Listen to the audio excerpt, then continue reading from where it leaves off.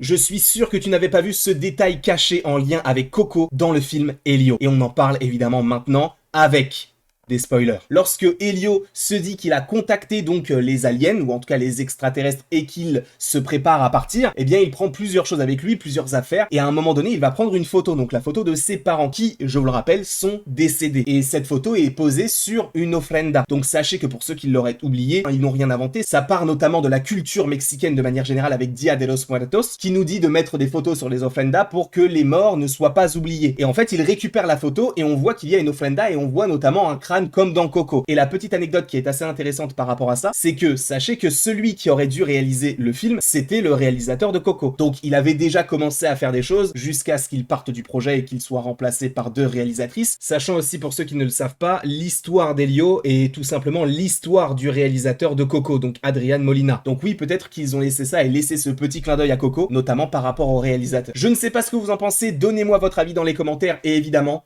abonnez-vous.